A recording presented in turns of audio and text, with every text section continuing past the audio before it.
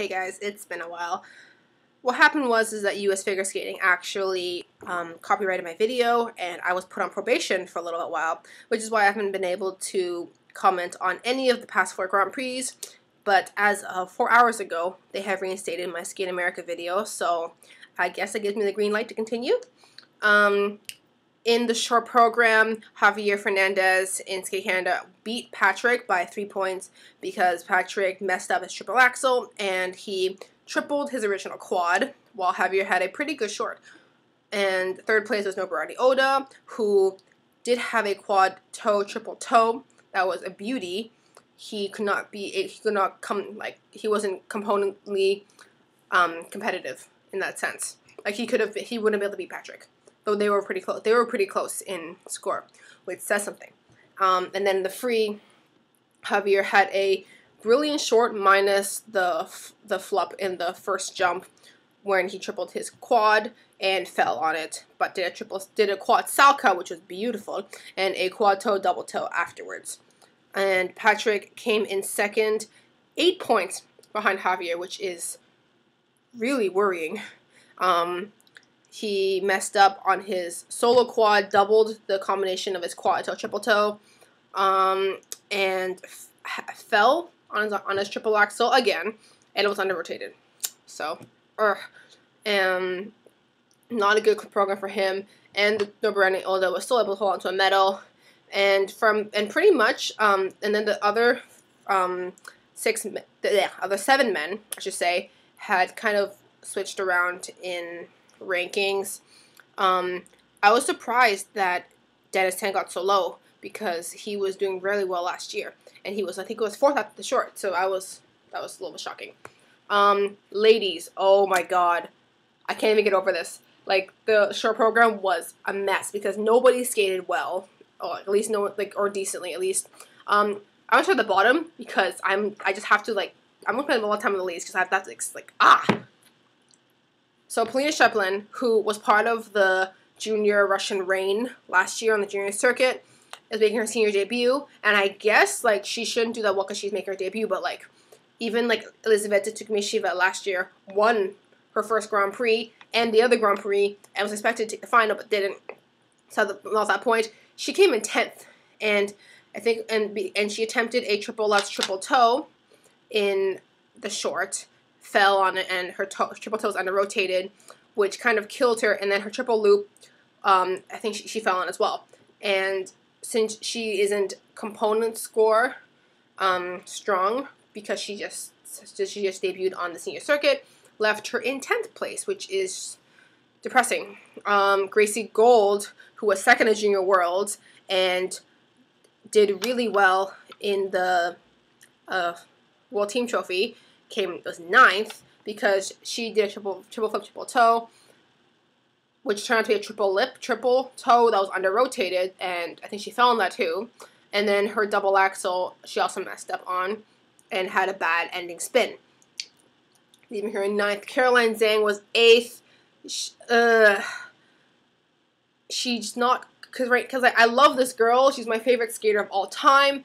But her artistry is beautiful, but she's slow on the ice, and her jumps are really, really it's really hard to tell whether whether they're on or not. And even though she fixed a lot of her technique, she's still flutzing. But I wonder whether she'll put the triple loop in again this year, because she did that last year and did beautifully at 4 continents and a national. So I really hope she ups it, or at least her program components, because she's been on the senior circuit for 8 years, and she still has shitty pro component scores, which is sad. Anyone else can talk about? Elizaveta Tukmisheva, who was 1st last year and won the Trophy Eric Lombard, and was supposed to take the final but didn't. She came in 6th because she fell on her triple toe combination, messed up on her solo triple loop. But aside from that, had decent performance, but it wasn't enough to do any better. And her pro component scores kind of suck too, because she's kind of slow in the ice as well. And Akiko Suzuki, who was, 2nd last year, did a triple toe, triple toe. Triple toe was severely under-rotated. Did a triple flutz, which left her in 5th.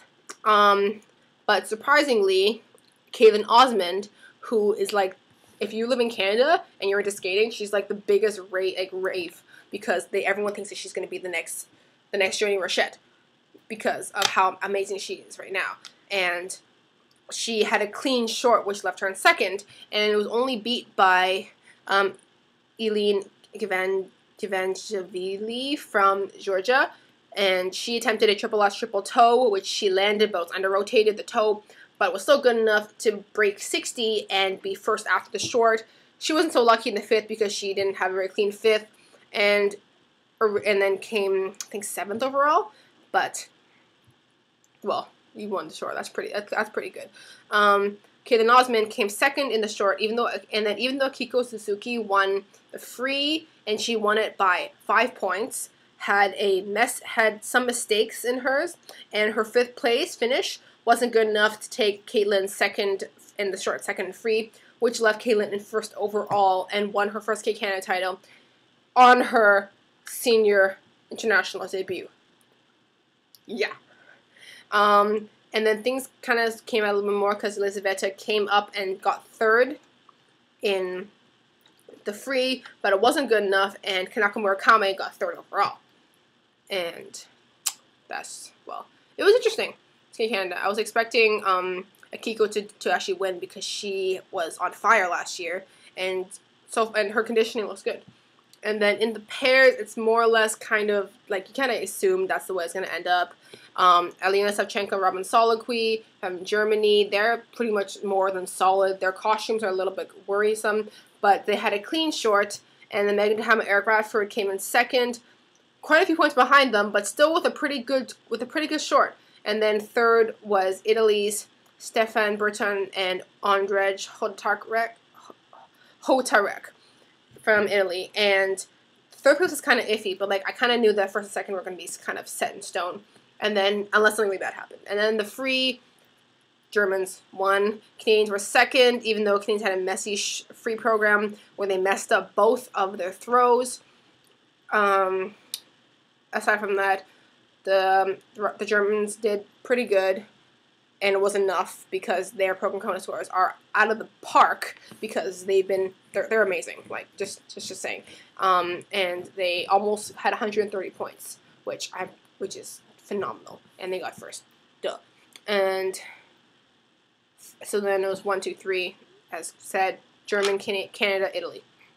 Done. Okay, and then in dance, also more set in stone as well.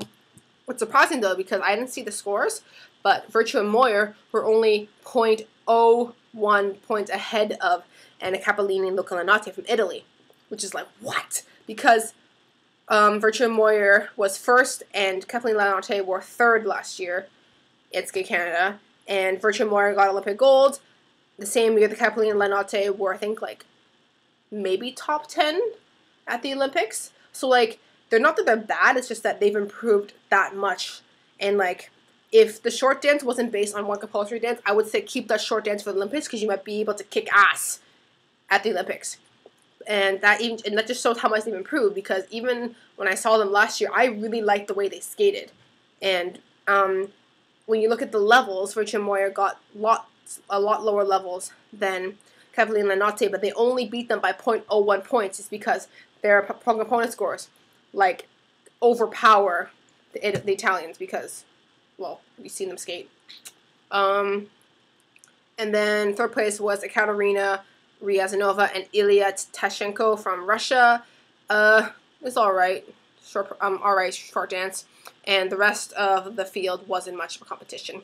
And then in the free, Virtue and Moyer's free dance is like sex on ice. Holy crap. And it was clean as well. They probably can get higher levels on a few other things, but for the most part, it's amazing. Cappellini and Lanotte also had a really good free dance, but it wasn't good enough to beat them. And since Virtue and Moyer got 10 points over Cappellini and Lanotte with such a small margin earlier, there's a 10-point difference now.